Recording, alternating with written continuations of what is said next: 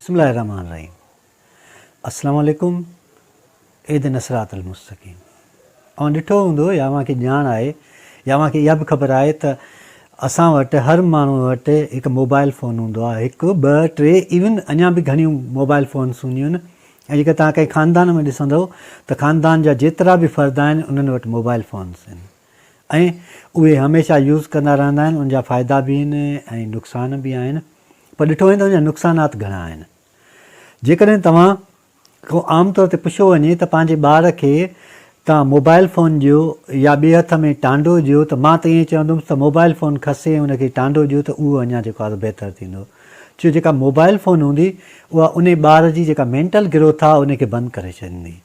जेकॾहिं mental growth माण्हू जी बंदि थी वेंदी आहे त उनजी क्रिएटिविटी ख़तमु थी वेंदी आहे ऐं जॾहिं क्रिएटिविटी ख़तमु थी वेंदी त माण्हू का नई शइ तख़लीक़ न करे सघंदो या हू नई शइ सोचे न सघंदो ऐं हू पंहिंजे ग़मनि में, पंहिंजे तकलीफ़ुनि में, पंहिंजे एडवेंचर में एॾो फासी वेंदो आहे जो हुनखे पोइ कंहिं बि मसइले जो हलु निकिरणु हुन जे लाइ ॾाढो मुश्किल थी पवंदो आहे ऐं हू ज़िंदगीअ में थेड़ खाईंदो रहंदो आहे। मुंहिंजे हिकिड़े दोस्त चयो त हुनजो नंढिड़ो ॿारु हुयो, पुटु, हू उन खे नंढे हूंदे खां ई मोबाइल फ़ोन ते मुख़्तलिफ़ गेम्स ॾेखारींदो, वीडियोज़ ॾेखारींदो ॿारनि जा या कैट्स जा साउंड ॾेखारींदो, त हू वॾो पियो थिए त हुन ॻाल्हाइणु बंदि करे वियो, यानी हू ॻाल्हाए ई कोन पियो। शुरूअ खां वठी हुनजी एज एतिरी थी वई जो हुनजी एज जा ॿार ॻाल्हाइनि पिया पर हू न पियो ॻाल्हाए सघे, त हूअ डॉक्टर ॾे वई।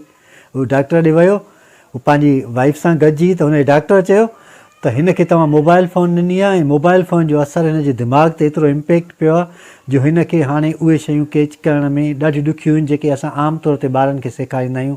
आवाज़ु सेखारींदा आहियूं, लहजा सेखारींदा आहियूं, अंदाज़ सेखारींदा आहियूं, त हुनजी जेका सिखण वारी सघ हुई उहा आहिस्ते आहिस्ते डैमेज थियणु लॻी ऐं ख़तमु थियणु लॻी। ऐं पोइ उन दोस्त चयो त मां 2 सालनि 3 ताईं पंहिंजे ॿार खे पोइ मोबाइल फ़ोन खां परे रखियो। आहिस्ते आहिस्ते उहा अडिक्शन हुनजी ख़तमु थी वई त उहो ॿारु हाणे ॻाल्हाइणु लॻो।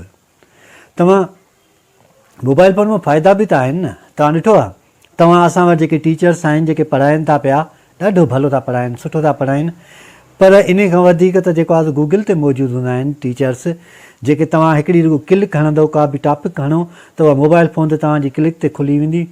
तव्हां गूगल में वञी का बि टॉपिक हणो त उहा सॼी सर्च करे तव्हांजे साम्हूं तफ़सील अची वेंदी ऐं उहा तफ़सील तव्हां पाण जेकॾहिं पढ़णु शुरू कंदव त मां सम्झां थो त उन जा तव्हांखे फ़ाइदा आहिनि ऐं उन जी ॼाण आहे। इवन तव्हां कंहिं बि माण्हूअ लाइ का शइ ॼाणणु चाहींदव, कंहिं बि प्लेस लाइ या कंहिं जॻह जे लाइ, उहा बि हिकु लम्हे में, हिकु पल में तव्हांजे साम्हूं पहुची वेंदी ऐं तव्हांखे देरी कान थींदी उन शइ खे पहुचण जे लाइ या उन शइ ते अंदाज़ो हणण जे लाइ त तव्हांखे कहिड़ी ज़रूरत आहे।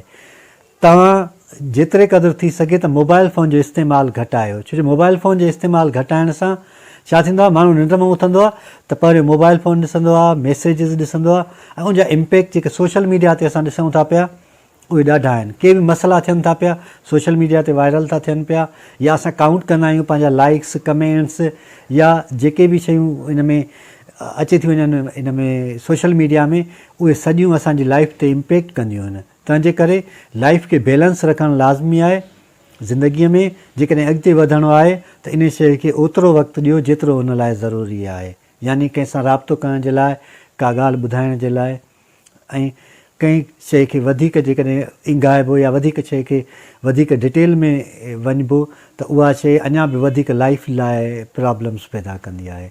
अलाह साईं असां सभिनी खे सिधो रस्तो ॾेखारे ऐं सिधे रस्ते ते हलण जी तौफ़ीक़ अता फ़रमाए।